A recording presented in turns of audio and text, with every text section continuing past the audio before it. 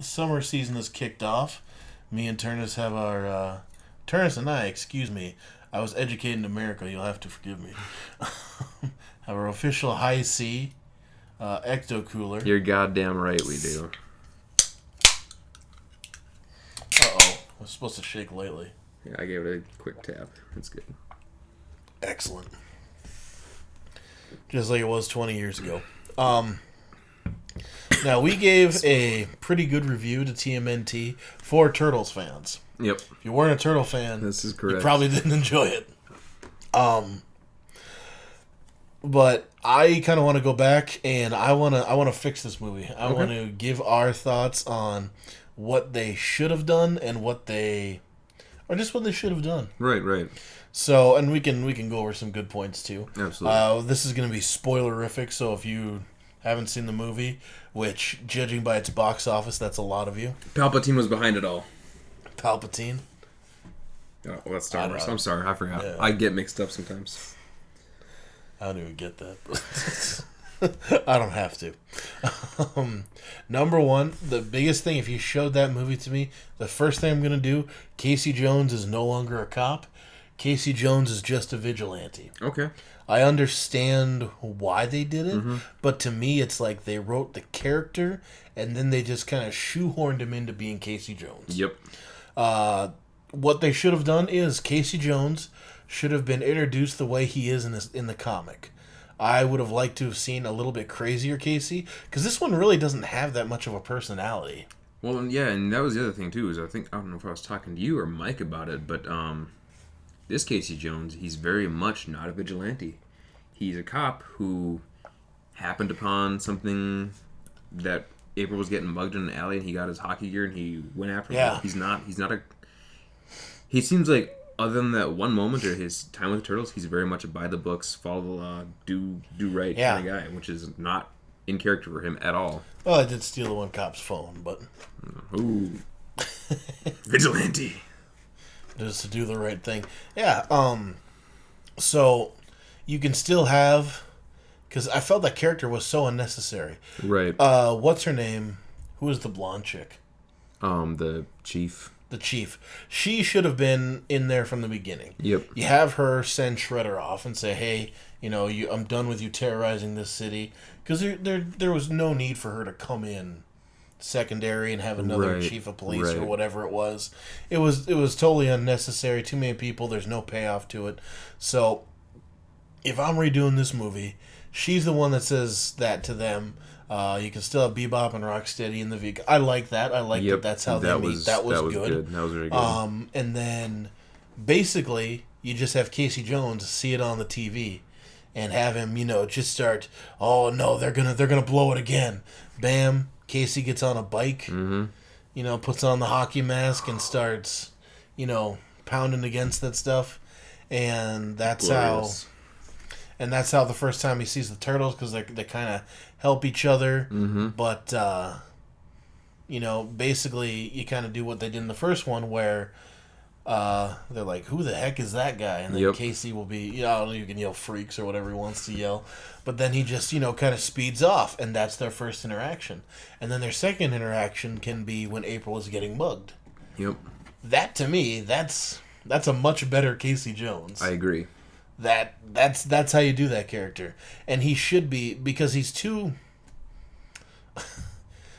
he's not interesting. He's too nice. He's too nice. And that's the thing, is that he should be... Like I think someone said too, he really gelled with Mikey, it seemed, more than anything. Oh, God, yeah. He should be gelling with Raph. Like, Raph should... All the other Turtles should see him as a nuisance. Raph should be like, yeah, this guy's kick-ass. I want to hang out. I want to bust skulls with this guy. So, right there. And also the dumbest part, too, was after she's like, Jones, go home. He's like, I'm going to be a detective someday. I often, when I'm upset with people, yell career aspirations at them. I'm going to be a manager someday. Just stupid. That whole thing, that whole dynamic between that two, and once again, it doesn't pay off. Why does he want to be doesn't detective? go anywhere. He already has the world's second nicest car. Yeah. He's got no reason to want to aspire towards a higher paying career. Right. I don't know. He's set, obviously. He's got a leather jacket, a really nice car. What more does the guy want? Jones has to be living in like a studio apartment, like tiny little thing. If he's got that car, boxes and boxes. They don't pay police officers that well. So that is my first thought. Number 2, we drop the whole ooze thing. Yeah. All that we do. Okay, well, let me back up. Krang and Shredder are in it together at the beginning. Okay. So basically, we should see Shredder transport to Krang's dimension and have them have a conversation like, it's almost time and things like that. There's been something going on the whole time. Right. Why do they just have to meet? Right. That's much better. It doesn't make any sense. Plus, it would make a lot more sense why Shredder goes along with them. Right. If you all of a sudden, these two have been conspiring to do this for this whole time. This was, and Krang could say something to the effect of, I see your plan to poison the city didn't work. Yep. Now we're going to do it my way. We're going to bring the Technodrome in. And you're like, oh my God, they've been at it the whole time. And then he can say, I can't, blah, and blah, and then, I know that's really good writing, excuse me. But he grabbed a little bit of that ooze at the end of the first movie.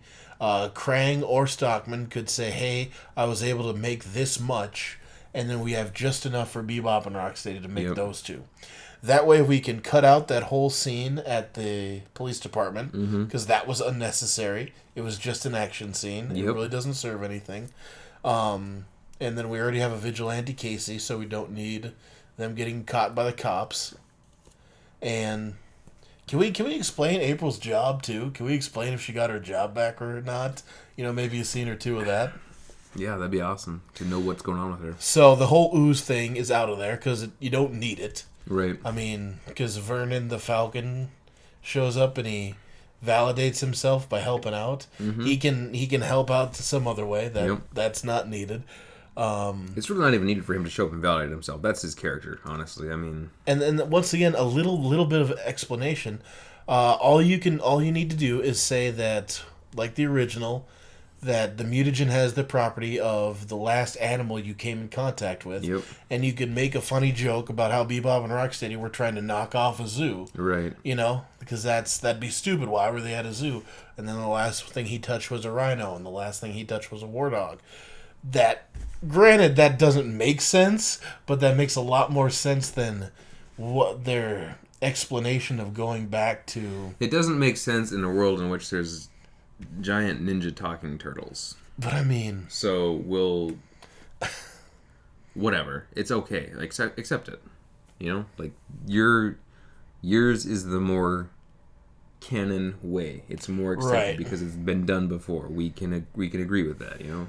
So we've cut out that unnecessary plot point of the ooze because it has nothing to do with this movie. Right. And then we can, but I still like the idea that they go around the world collecting those different pieces. Yep. That's fine. Keep that. The video game. That's missions. Yeah, the video game missions. I'm fine with the video game missions. Then when we have the big Technodrome battle, it makes a lot more sense because that's what's been building this whole time. Yeah, I agree. Not just them trying to. That's not just a sudden inconvenience. Yeah. That Donnie knows everything about. Yeah, true. And then also, I forgot about that. We should also throw something in there. And then also, it negates, I should say, throwing away the ooze also gets rid of that storyline, once again, we don't need of should we be humans or not. Right. Because that goes nowhere. Right. Just absolutely.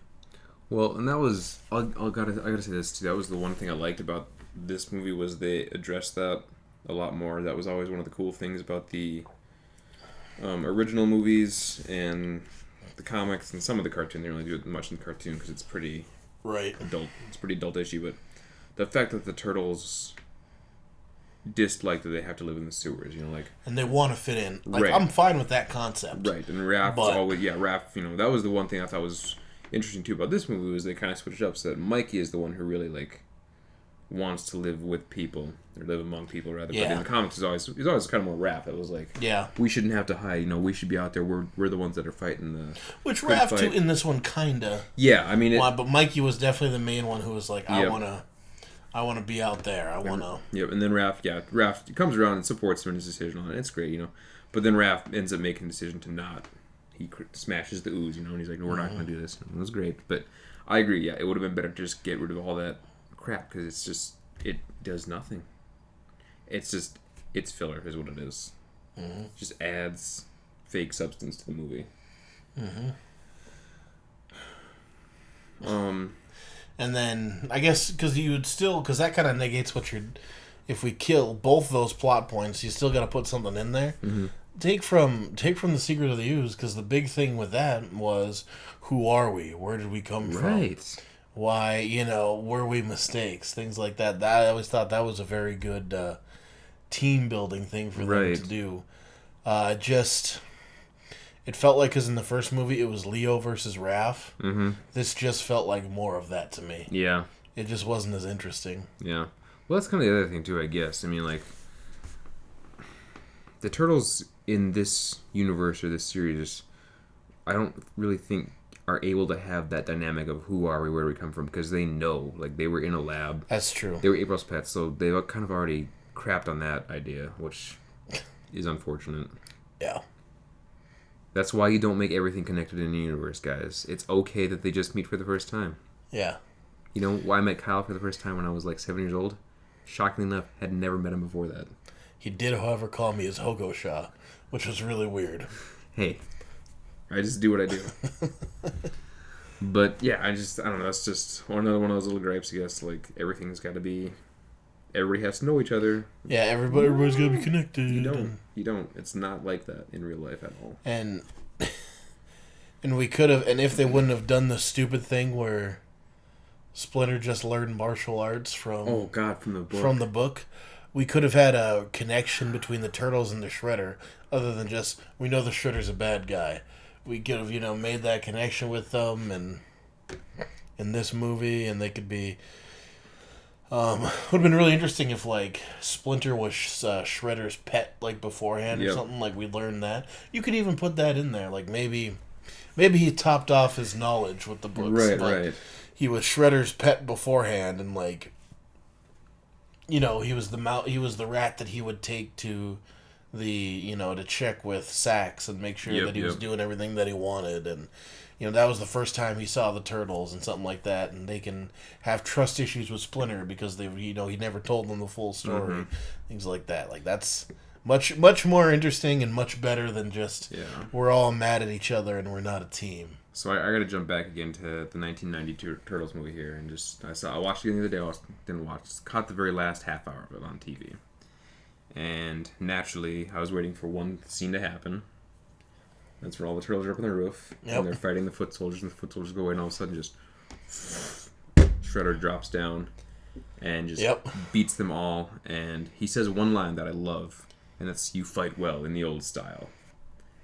Because just that connection of, like, they learn from the same master. They know the same styles of martial arts. Yeah. Like, Shredder is familiar with their style, and that's why he's able to just hand it right back to him. He just... Nope. Don't care. Because their training essentially ended we'll say, I don't know, maybe like 10 years ago. Yeah. And he's still been training. Right. He's still been getting better. Yeah. Totally. And then the Turtles could have had a showdown with Shredder and Krang. Mm-hmm. And it's fine to have the people take care of Bebop and Rocksteady. It's whatever. The skate part was stupid. Why can't Casey Jones just bring his own skates? Right. Which, I mean, that would be stupid too, but it'd be better than him making some makeshift. Just to have him say, Casey Jones always brings his own skates or something. Yep. Something like that. And you could still do that same scene. Such a fine line between clever and stupid. Talking about stupid, it's it's fine that they went to the police and they needed to coordinate with them, and you could have done that in a much better way, and that still could have been Vern's role as the Falcon. But you could have just done it with one simple scene where all this stuff is flying with the chief, and he goes, Chief, I need to be honest with you. Last time I did it, I had the help of 4 turtles. And then she should just accept it right away and go, you know what, there's all this flying tech, there's these things around. Fine, I'll buy it that you were helped by 4 turtles. What do you need from us? Right. And then they can coordinate that they need to do this and this and this. They're ninjas. They do not need a police escort to a building to jump on top of. Correct. It's almost like they're like, we have to incorporate the police in this for some reason. Which I know Michael Bay did in the Transformers movie, because those were actually sponsored by the military, and they got to let them use their vehicles, and they gave them money, so that's why it's very pro-military, which USA. But it was weird. Like, it was like, we can't let anybody see them. Well, aren't they ninjas? Can't they just that's go along the top of roofs and be hidden? They're hiding on women's boobs in the first movie. Like, why? Yeah. Why can't they be seen in this one? Because it's. Because I don't know. Yeah. I have no good reason for you. Because that's why. Yeah, and then once again, the ending, I guess, is fine, where they all get medals to the city. Like, I like that idea, and that they do it on, next to the Statue of Liberty where nobody else is. But then once again, you could just have April finally kind of come around to Casey Jones like she does in the first one, where she, like, he's like, can you want to watch TV with me or something like that? Not just Netflix and chill? Netflix and chill, which I guess is what they kind of did, but it's just so... Yeah. Oh my god. with Stephen Amell and Megan Fox. Oh. They chose him apparently because they said of his chemistry with Megan Fox. Wrap your head around that. He has more chemistry with the computer animated turtles. That's true. What? It's true. I don't know. I don't get that. Yeah. He did it to protect her. He did it to protect her. They gotta save the city, right? Gotta save the city. So, I mean, that's out of the gate. That's my thoughts. How to fix that film. I probably would have. Any comments? Any other ideas? I would have changed. I guess I don't know how exactly, but I definitely would have done something.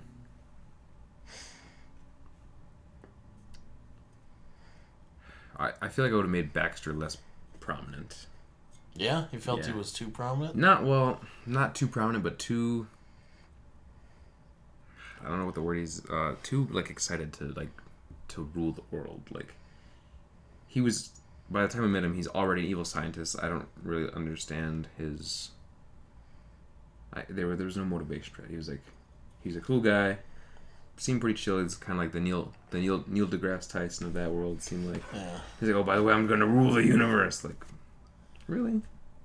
And he's all laughing and just excited and stupid. And then Shredder betrays him, and he's just like, well, once again, if Shredder and Krang have been working together this whole time, and Shredder's been slipping him all this new tech he's really excited about, it could be like, that's why I'm loyal to Master Shredder, because he provides me with all these things, and he did have the motivation of he wanted to be known, he wanted to be the greatest scientist in the world. But I think that makes me understand him more if he's been sliding him all this tech, so he doesn't mind cheating to be the greatest scientist in the world. There wasn't enough motivation there for me to just buy into him straight out of the gate like that. Yeah, he's just another Shredder henchman. Yep. And I know this is a point of contention between you and I, but I would have also liked to have dumbed down Bebop and Rocksteady.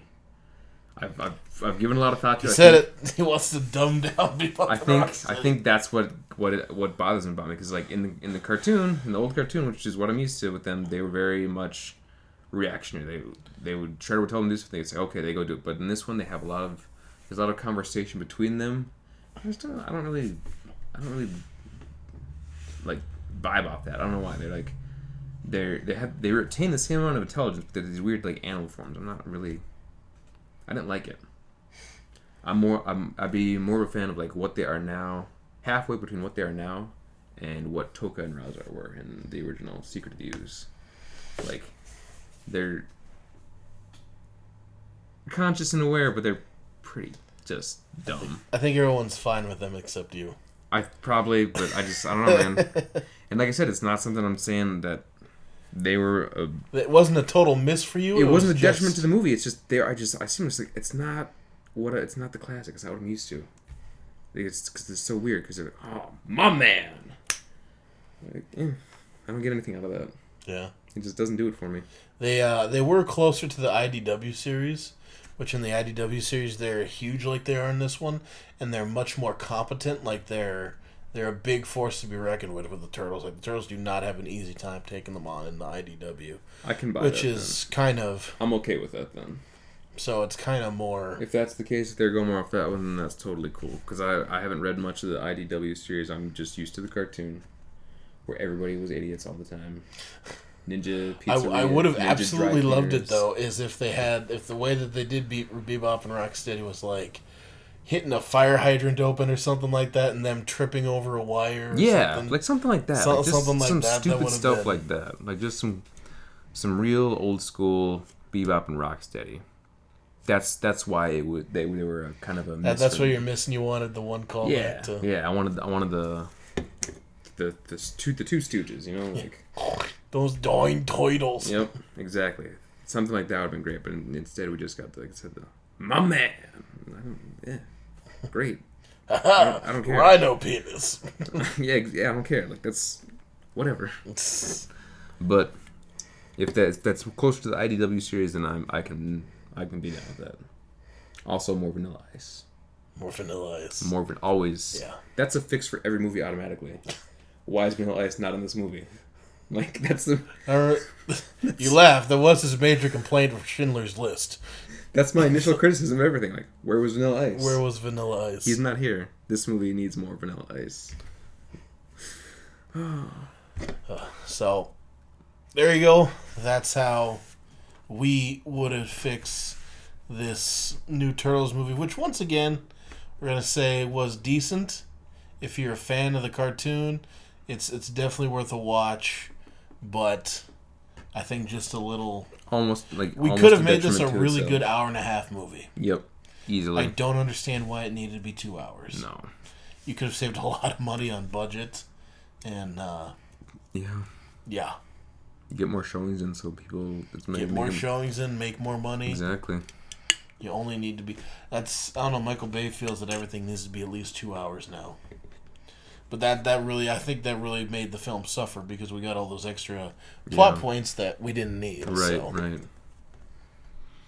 So that's... There you Once go. again, leave us a comment. Let me know what you would have done to fix the Ninja Turtles movie. Did you like it? Did you not like it? Do you think we should have done what we suggested? I think I got some pretty good ideas. He does. Or you can tell me I'm an idiot and I got no good ideas at all. He does. Thanks, Ternes. Just trying to be supportive in all your ventures. Yeah, man. That was uncalled for. Ninja Turtles 2. How would you do? How would you do?